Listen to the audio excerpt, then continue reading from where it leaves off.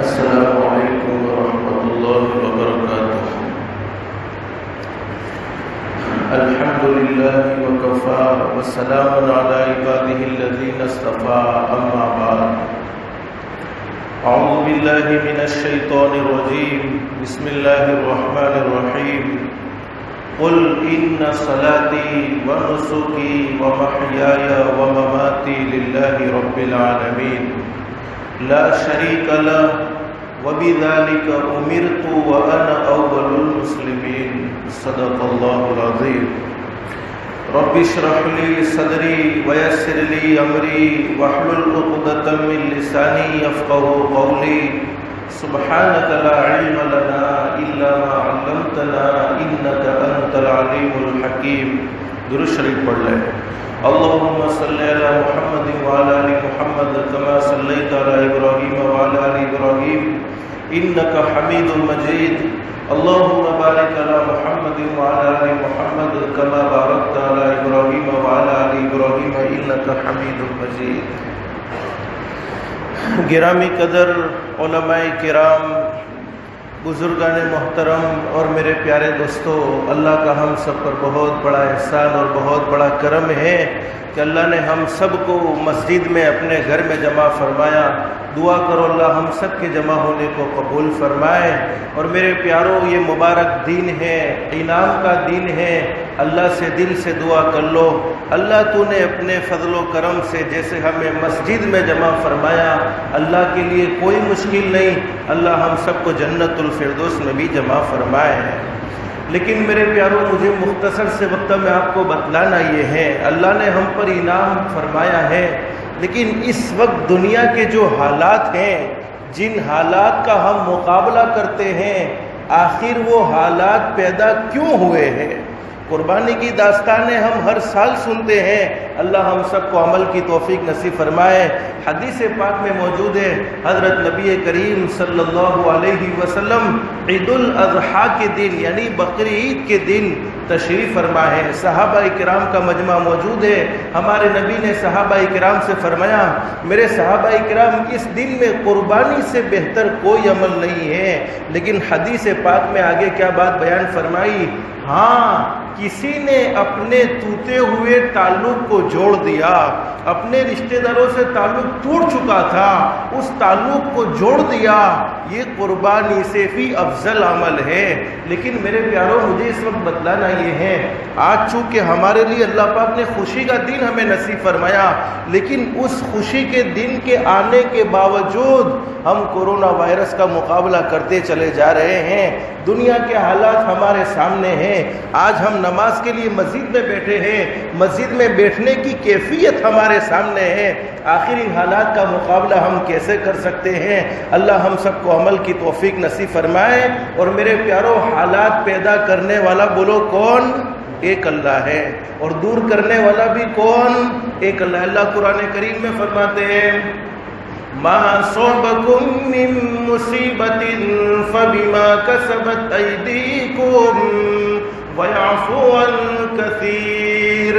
اللہ فرماتے، میرے بندو، میں تو تم سے محبت کرنے والا ہوں، تمہاری ماں سے بھی زیادہ مجھے تم سے محبت ہے، لیکن دنیا میں جو حالات پیدا ہوتے ہیں، دنیا میں جو فساد برپا ہوتا ہے، دنیا میں جو بگاڑ پیدا ہوتا ہے، وہ تمہارے اعمال کے نتیجے میں ہوتا ہے۔ لیکن اللہ کے قرآن کریم میں ہمیں سمجھا رہے ہیں، میرے بندو، میں تو بڑا معاف کرنے والا ہوں، وَيَعْفُو عَن كَثِيرٍ۔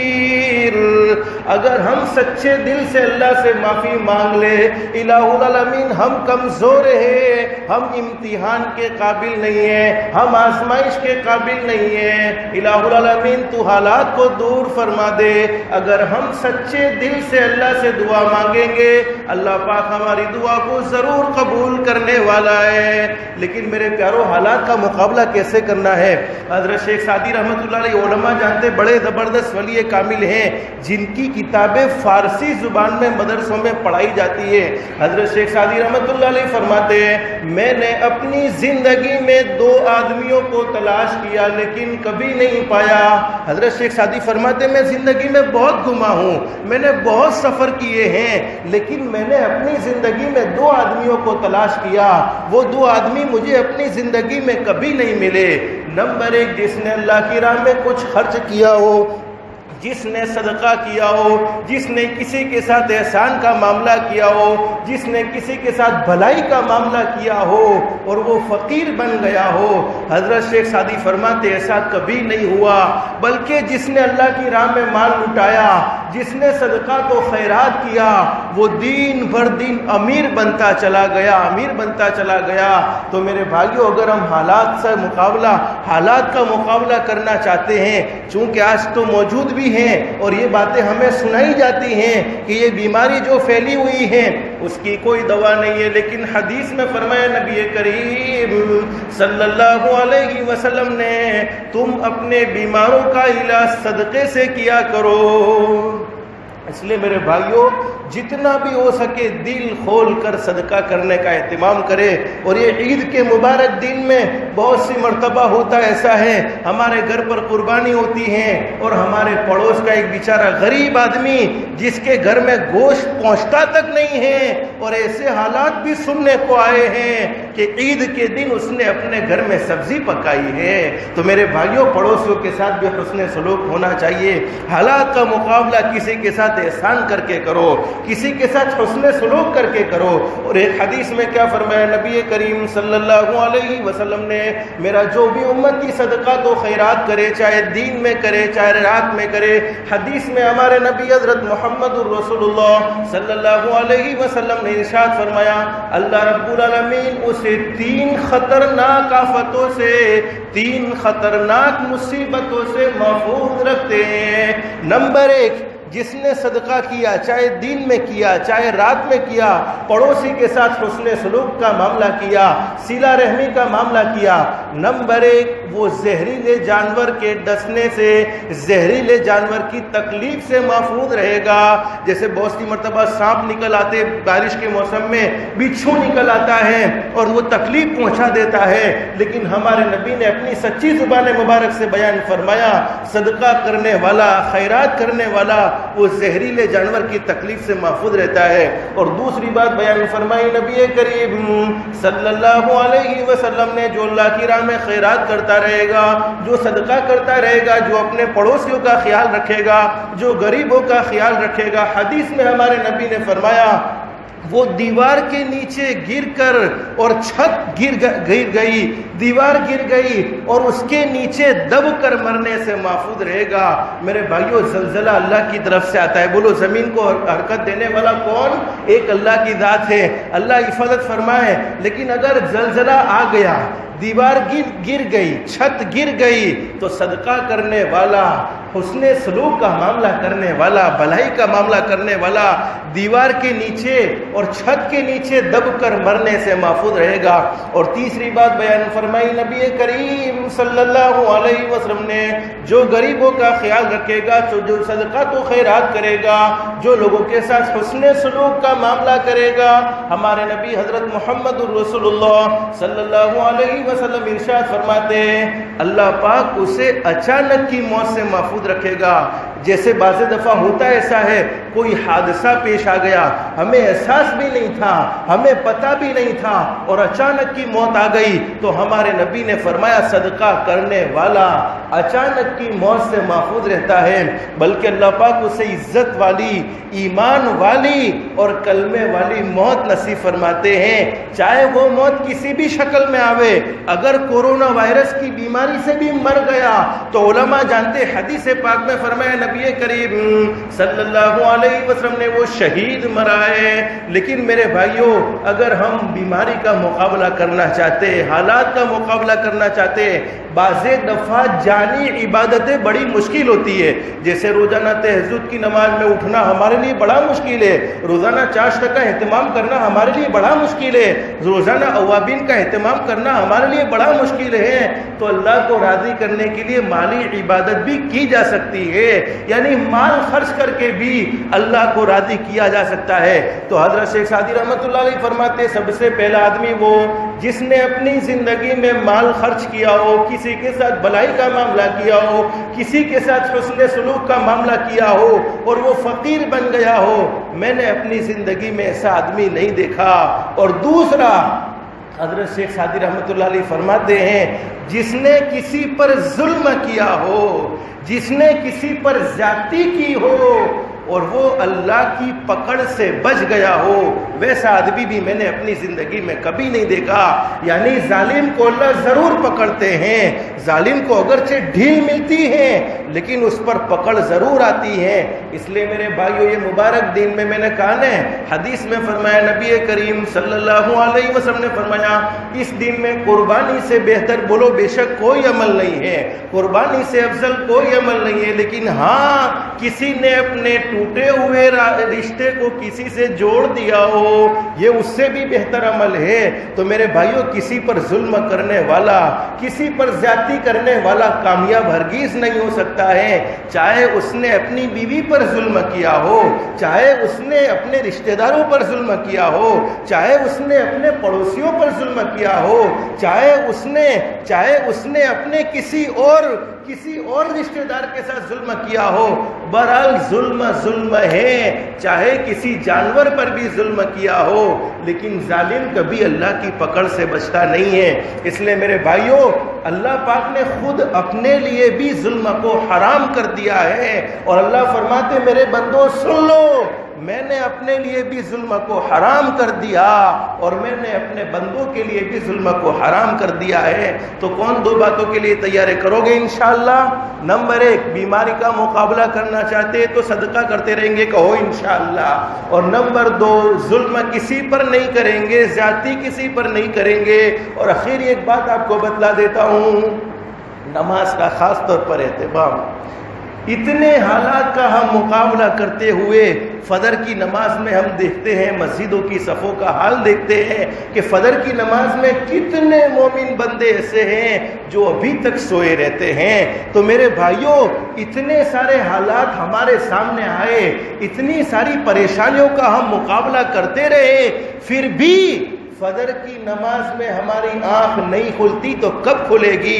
اس لیے آج سے طے کر لو انشاءاللہ، یہ مبارک دن میں ایک ارادہ کر لو کہ آج سے ہم 5 وقت کی نماز کا بھی اہتمام کریں گے انشاءاللہ۔ اللہ ہم سب کو 5 وقت کی نماز کا اہتمام کی بھی توفیق نصیب فرمائے، اللہ ہم سب کو زیادہ سے زیادہ صدقہ کرنے کی بھی توفیق نصیب فرمائے، اور ظلم سے اللہ پاک ہم سب کو محفوظ فرمائے۔ لیکن میرے بھائیوں کون چاہتا ہے کہ عزت والی موت آوے؟ بولو چاہتے کہ نہیں چاہتے؟ ایمان والی موت آوے چاہتے کہ نہیں چاہتے؟ کلمے والی موت آوے چاہتے کہ نہیں چاہتے؟ اور میرے بھائیوں سب کچھ ہو سکتا ہے، لیکن ہمارے آقا تاجدار مدینہ محمد الرسول اللہ صلی اللہ علیہ وسلم کی زبان مبارک سے نکلی ہوئی باتیں کبھی غلط نہیں ہو سکتی۔ حدیث پاک میں لکھا ہے، فرمایا نبی کریم صلی اللہ علیہ وسلم نے من کان آخر کلامی لا الہ الا اللہ دخل الجنہ او کما قال النبی صلی اللہ علیہ وسلم۔ حدیث میں حضرت نبی کریم صلی اللہ علیہ وسلم نے ارشاد فرمایا جس کی زندگی کا آخری کلام لا الہ الا اللہ ہے وہ جنت میں ضرور داخل ہوگا۔ لیکن میں ایک چھوٹا سا عمل بتا دیتا ہوں کہ اس وقت تک ہماری موت نہیں آ سکتی جب تک کہ ہم اپنی زبان سے کلمہ نہ پڑھ لے، اور کلمہ پڑھ کر جانے والا بولو کہاں جائے گا؟ جنت میں جائے گا۔ حدیث میں فرمایا نبی کریم صلی اللہ علیہ وسلم نے نمازوں کے اوقات میں، اللہ نے نمازیں کتنی فرض کی ہے؟ 5 وقت کی۔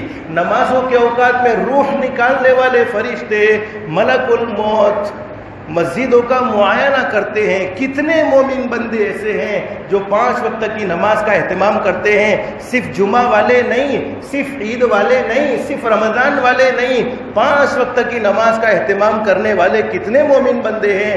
حدیث پاک میں لکھا ہے وہ مومن بندہ جس نے اپنی زندگی میں 5 وقت کی نماز کا اہتمام کیا ہوتا ہے، پہلے روح نکالنے والا فرشتہ ملک الموت اسے کلمہ پڑھاتے ہیں، پھر اس کی روح کو قبض کرتے ہیں. حالانکہ حدیثوں میں موجود ہے آخری وقت میں حالات ایسے بن جاتے ہیں کہ حدیثوں میں یہ لکھا ہے کہ مردے کو مرنے والا جب موت کے قریب ہوتا ہے تو اس کو یوں مت کہو کہ تو کلمہ پڑھ، اس لیے کہ ہو سکتا ہے وہ تکلیف میں کلمے کا انکار کر دے، اس لیے اس کے کان میں کلمہ پڑھو. لیکن نماز کا اہتمام کرنے والا اس وقت تک دنیا سے نہیں جا سکتا جب تک کہ وہ اپنی زبان سے کلمے کو ادا نہ کر لے. تو پڑھو گے انشاءاللہ. 5 وقت کی نماز کا بھی خاص طور پر اہتمام کریں گے انشاءاللہ، اور نمازوں کا اہتمام کریں گے انشاءاللہ تو اللہ کی ذات عالی سے امید ہے اللہ پاک ساری پریشانیوں کو، سارے حالات کو دور کر دے گا. اللہ پاک ہم سب کو ان باتوں پر عمل کی بھی توفیق نصیب فرمائے.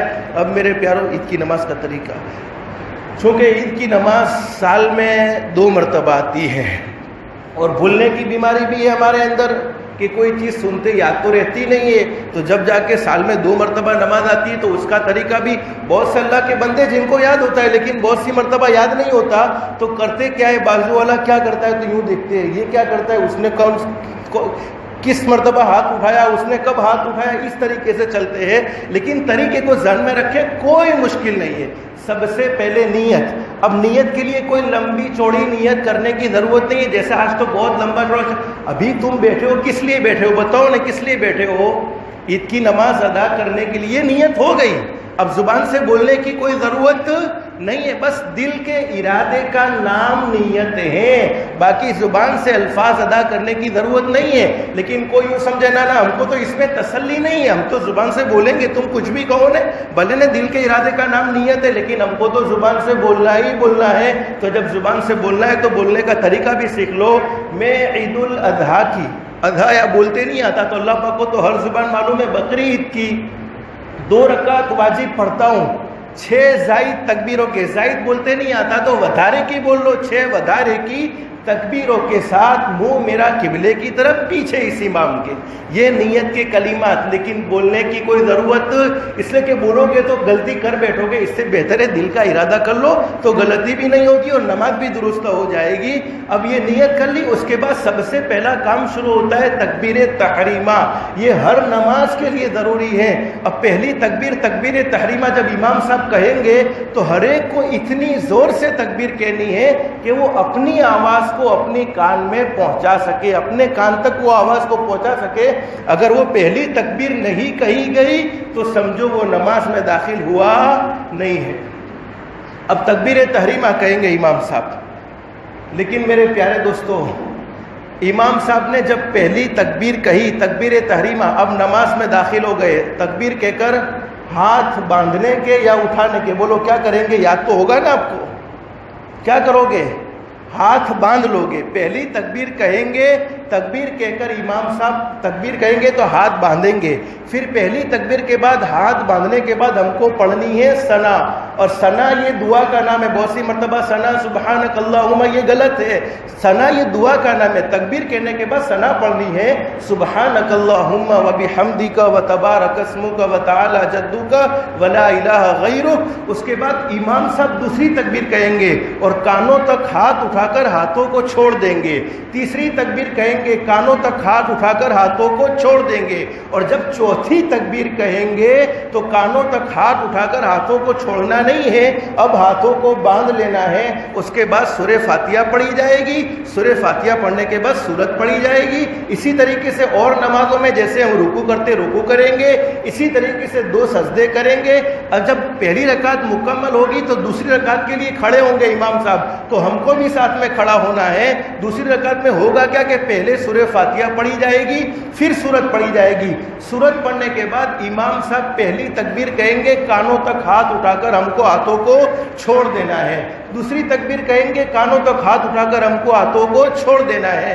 تیسری تکبیر کہیں گے، کانوں تک ہاتھ اٹھا کر ہم کو ہاتھوں کو چھوڑ دینا ہے. اور چوتھی تکبیر میں امام صاحب رکوع کر لیں گے، ہم سب کو ساتھ میں رکوع کر لینا ہے. میرے بھائیوں، نماز کا طریقہ سمجھ میں آ گیا. اب ادھر ادھر دیکھنے کی ضرورت تو نہیں رہے گی کہ کون کیا کرتا ہے. ہمارے ذہن میں رکھو، چونکہ ہم مسلمان ہیں، مسلمان کو طریقہ معلوم ہونا چاہیے اور کوئی مشکل نہیں ہے. بس تھوڑا سا دماغ میں رکھنے کی ضرورت ہے. 6 زائد تکبیریں، پہلی رکعت میں 3 زائد تکبیریں آ گئی، دوسری رکعت میں 3 زائد تکبیریں آ گئی. اللہ ہم سب کو عید الاضحیٰ کی بھی نماز صحیح ادا کرنے کی توفیق و سعادت نصیب فرمائے. اللہ پاک ہمیں اس دن کی قدردانی کی توفیق نصیب فرمائے. لیکن میرے بھائیوں، میں نے ایک بات پھر آپ کو آخر میں کہتا ہوں، خاص طور پر اپنے پڑوسیوں کا خیال رکھو. ہمارا کوئی پڑوسی ایسا نہیں ہونا چاہیے جو عید کے دن بغیر گوشت کے رہے، عید کے دن اس کے گھر پر گوشت نہ پکے. جس کے گھر میں جو بھی پہنچا ہو، اپنے پڑوسی کا زیادہ سے زیادہ خیال رکھے. اور دوسری ایک بات ہے، یہ چونکہ حالات اس طریقے کے موجود ہیں، ہمارے ملک کے حالات زبردست ہیں.